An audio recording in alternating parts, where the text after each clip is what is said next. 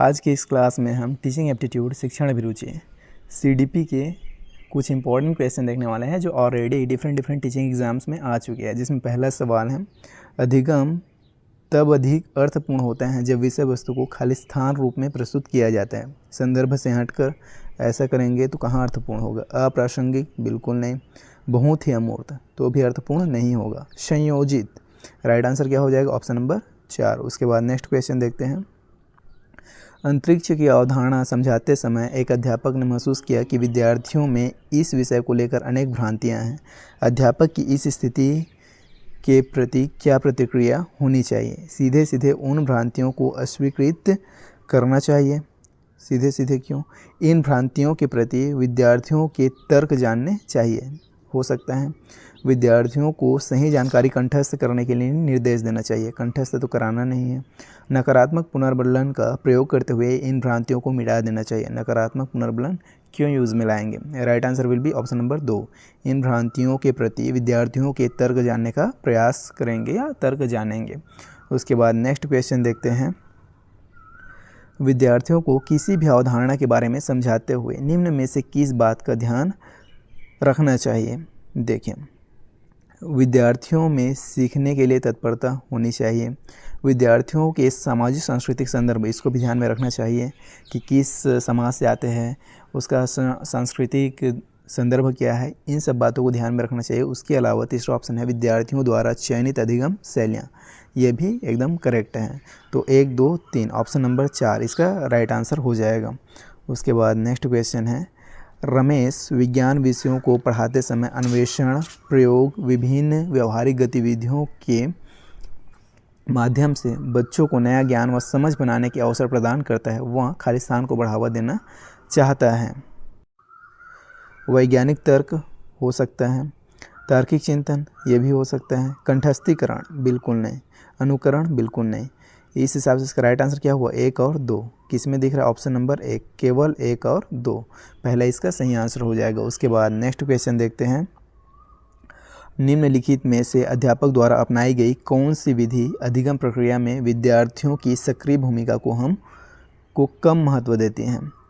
कौन सी विधि है अधिगम की जिसमें अधिगम प्रक्रिया में विद्यार्थियों की सक्रिय भूमिका को कम महत्व देती हैं। किसमें, व्याख्यान में, पूछताछ में, इसमें तो ज़्यादा महत्व देंगे। चर्चाएं में भी ज़्यादा महत्व रहेगा। खोज अन्वेषण में भी सक्रिय रहेंगे बच्चे, लेकिन व्याख्यान में बच्चे कहाँ सक्रिय हैं। हम तो कुछ भी बस बोल दे रहे हैं, वो सुन रहे हैं। तो इसका राइट आंसर क्या हो जाएगा, ऑप्शन नंबर 1। उसके बाद अगला क्वेश्चन है जो अभिकथन और कारण पे है ना। तो अभिकथन है, आंतरिक अभिप्रेरणा एक बच्चे को स्वेच्छा से अपनी आंतरिक खुशी के लिए काम करने को प्रेरित करती है। सही बात है। कारण है, शिक्षक को आंतरिक रूप से अभिप्रेरित करने के स्थान पर विद्यार्थियों को बाह्य रूप से अभिप्रेरित करना चाहिए। बिल्कुल गलत बात है।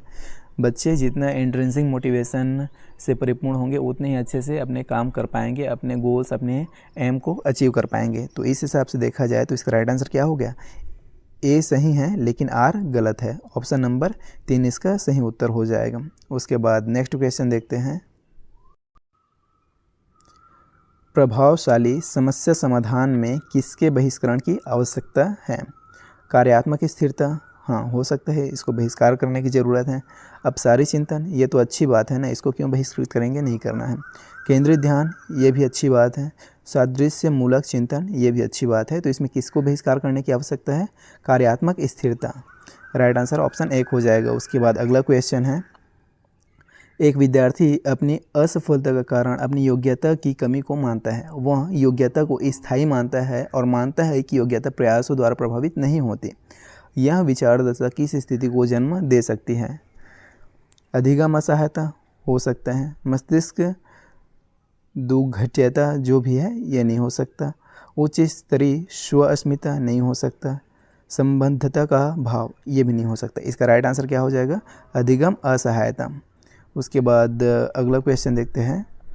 अवधारणाओं को इस तरह से प्रस्तुत करना चाहिए जो विद्यार्थियों में सफलता के प्रति चिंता पैदा करे, नहीं।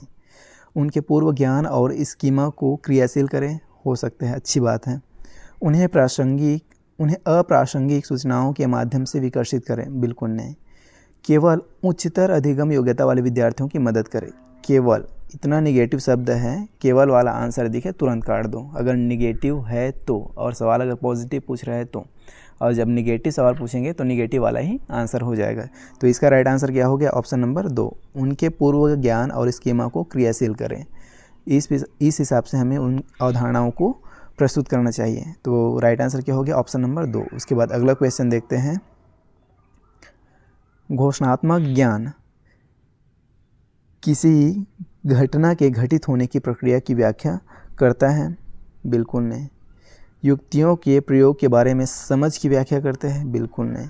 मुख्यतः ज्ञान के क्या और कौन पहलू के बारे में जानना है।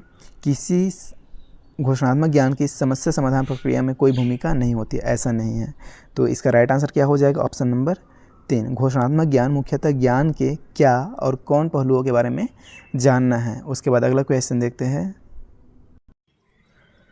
हालांकि विकास के विभिन्न क्षेत्र विद्यार्थियों की योग्यताओं का वर्णन करते हुए पारस्परिकता करते हैं, फिर भी निम्न में से कौन सा क्षेत्र मुख्य रूप से व्यक्तियों के अपने और दूसरों के कार्यों और व्यवहारों पर तर्क की प्रवृत्ति का अध्ययन करता है? भाषा विकास? नहीं। नैतिक विकास? हाँ, ये हो सकता है। शारीरिक विकास? नहीं। सांस्कृतिक विकास? ये भी नहीं। भाई देखिए, निम्न में से विकास का कौन सा क्षेत्र मुख्य रूप से व्यक्तियों के अपने और दूसरों के कार्यों और व्यवहारों के पर तर्क करने की प्रवृत्ति का अध्ययन करता है? तो ये क्या है? नैतिक विकास, नैतिकता। Right answer will be option number 2। उसके बाद अगला क्वेश्चन देखते हैं। विकास का कौन सा सिद्धांत बताता है कि विकास सिर से पैर तक होता है? यहाँ पे बात चल रहा है सिफेलोकॉर्डल, एक डेवलपमेंट का टाइप है जिसे बोला जाता है सिफेलोकॉर्डल। सिफेल का मतलब ही खोपड़ी होता है, सिफेलोकॉर्डल। तो ये आप याद रखेंगे, इसी के बारे में बात चल रहा है। तो चलिए इसका ऑप्शन पढ़ते हैं। पहला है विकास पूर्वानुमेय? नहीं। विकास परिपक्वता और सीखने का एक उत्पाद है? नहीं। विकास एक विशेष दिशा में आगे बढ़ता है? हो सकता है। बच्चों के विकास की दर में विभिन्नताएं होती हैं? अच्छी बात है, लेकिन इस सवाल में शीर्ष से पैर तक होता है, इसके कॉन्टेक्स्ट में पूछा है, तो ये इसका राइट आंसर नहीं होगा। राइट आंसर क्या होगा? विकास एक विशेष दिशा में आगे बढ़ता है। सिफेलोकॉर्डल, सिफेल मतलब खोपड़ी, मतलब सिर से लेकर पैर तक जो विकास होता है उसे बोलते हैं सिफेलोकॉर्डल। तो ये क्या है? एक दिशा में हो रहा है। इस हिसाब से इसका राइट आंसर क्या हो जाएगा? Option number 3। उसके बाद अगला क्वेश्चन देखते हैं जो असर्शन और रीज़न पे बेस्ड है। अभिभावकों को बाल्यावस्था देखभाल से संबंधित चर्चा में शामिल करना चाहिए? करेक्ट बात है। तर्क देता है बाल विकास पारिवारिक परिवेश से प्रभावित होता है? बिल्कुल प्रभावित होता है। मतलब ए आर दोनों सही हैं और आर ए की सही व्याख्या करता है। Right answer will be option number 1। उसके बाद नेक्स्ट क्वेश्चन देखते हैं। जीन पियाजे के संज्ञानात्मक विकास सिद्धांत के अनुसार वर्ग समावेशन की अवधारणा बच्चों द्वारा किस चरण के दौरान प्राप्त की जाती है? जीन पियाजे के संज्ञानात्मक विकास के कॉन्टेक्स्ट में पूछा गया है वर्ग समावेशन की अवधारणा। इन्होंने 4 स्टेजेस दिए हैं, SPCF, sensory motor, pre operational, concrete operational और फॉर्मल ऑपरेशनल। तो इसमें से किस स्टेज में वर्ग समावेशन की अवधारणा बच्चों द्वारा प्राप्त की जाती है? किसमें? ये इसका राइट आंसर हो जाएगा मूर्त संक्रियात्मक, कॉन्क्रीट ऑपरेशनल। ऑप्शन नंबर पहला ही इसका सही उत्तर हो जाएगा। उसके बाद अगला क्वेश्चन देखते हैं। जीन पियाजे के संज्ञानात्मक विकास सिद्धांत के अनुसार किस चरण पर अधिकतर बच्चे परिकल्पनात्मक रूप से सोचने लगते हैं? परिकल्पनात्मक रूप से एकदम हायर लेवल की जो थिंकिंग करते हैं, अमूर्त चिंतन, किसमें करते हैं? उसके लास्ट स्टेज में। अभी हमने बताया SPCF, तो लास्ट स्टेज इसका है फॉर्मल ऑपरेशनल, है ना। तो इसका राइट आंसर क्या हो जाएगा? ऑप्शन नंबर 4, औपचारिक संक्रियात्मक। उसके बाद नेक्स्ट क्वेश्चन देखते हैं। ले वाइगोस्की के विचारों के अनुसार विद्यार्थियों के समीपस्थ विकास का क्षेत्र पाने में मदद करने के लिए एक अध्यापिका को क्या देना चाहिए? उसके ZPD को पाने के लिए, मतलब जोन ऑफ प्रॉक्सिमल डेवलपमेंट को पाने के लिए एक अध्यापिका को क्या देना चाहिए? एक कॉन्सेप्ट होता है स्केप फोल्डिंग, जिसको किसने बताया था? ले वाइगोस्की ने बताया था। ठीक है, स्केप फोल्डिंग, इसका इंग्लिश में एक ही नाम होता है जिसे हम बोलते हैं स्केप फोल्डिंग, और अंग्रेजी में देखा जाए तो इसे पाढ़ बोलते हैं, मचान बोलते हैं, ढांचा बोलते हैं, पता नहीं और कितने प्रकार से हिंदी में इसके नाम है। तो इसका राइट आंसर क्या हो जाएगा? पाढ़, स्कैप फोल्डिंग, ये वर्ड आप याद रखेंगे अंग्रेजी में, तो आप कभी इसमें गलती नहीं करेंगे, ठीक है। उसके बाद नेक्स्ट क्वेश्चन देखते हैं। लेव वाइगोस्की ने खालिस्तान विकास में वृद्धि हेतु खालिस्तान के इस्तेमाल पर बल दिया है। शारीरिक विकास में वृद्धि हेतु पारस्परिकता का नहीं, नैतिक विकास की बात तो करते नहीं हैं। सामाजिक विकास में वृद्धि हेतु स्मृति सहायक विधियों का इस्तेमाल पर बल दिया है, बिल्कुल नहीं। लेव वाइगोस्की ने संज्ञानात्मक विकास में वृद्धि हेतु सांस्कृतिक उपकरणों के इस्तेमाल पर बल दिया है। तो राइट आंसर क्या हो जाएगा? ऑप्शन नंबर 4, संज्ञानात्मक और सांस्कृतिक उपकरण। संज्ञानात्मक और सांस्कृतिक उपकरण की बात कौन करता है? लेव वाइगोस्की। तो इसका right answer will be option number 4। उसके बाद नेक्स्ट क्वेश्चन देखते हैं। निम्नलिखित में से किसने बच्चों में नैतिक विकास के सिद्धांत का प्रस्ताव रखा है? Moral development. मोरल डेवलपमेंट का विकास का सिद्धांत किसने दिया है?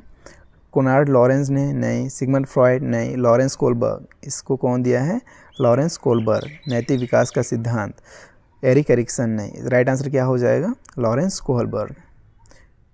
उसके बाद नेक्स्ट क्वेश्चन देखते हैं, जो है कथन और कारण पे बेस्ड है। कथन है क्रिया आधारित शिक्षण अधिगम को बाल केंद्रित माना जाता है। सही बात है। तर्क देता है शिक्षण अधिगम प्रक्रिया में कोई भूमिका नहीं निभाता। शिक्षक शिक्षण अधिगम प्रक्रिया में कोई भूमिका नहीं निभाता, ऐसा नहीं है। शिक्षक क्यों भूमिका नहीं निभाएगा भाई? वहीं तो पढ़ाता है, वहीं तो गाइड करता है, वहीं तो इसके फोल्डिंग देता है बच्चों को। तो इस हिसाब से इसका राइट आंसर क्या हो जाएगा? ए सही है, लेकिन आर गलत है। ऑप्शन नंबर 3 इसका सही उत्तर हो जाएगा। तो इस प्रकार हमने CDP टीचिंग एप्टीट्यूड शिक्षण अभिरुचि के कुछ इंपॉर्टेंट क्वेश्चन किए। आई होप ये वीडियो आपको पसंद आया होगा। वीडियो पसंद आया तो वीडियो को लाइक कर सकते हैं और इसी तरह का एजुकेशनल कंटेंट देखने के लिए चैनल को सब्सक्राइब करके जुड़ सकते हैं। और अगर आप इन वीडियोस का नोट्स PDF चाहते हैं तो डिस्क्रिप्शन में दिए गए लिंक से टेलीग्राम को ज्वाइन करके वहाँ से इन सभी PDFs को फ्री ऑफ कॉस्ट डाउनलोड कर सकते हैं और अपने रिविज़न में यूज़ में ला सकते हैं। मैं आपसे मिलता हूँ नेक्स्ट वीडियो में, तब तक के लिए बाय।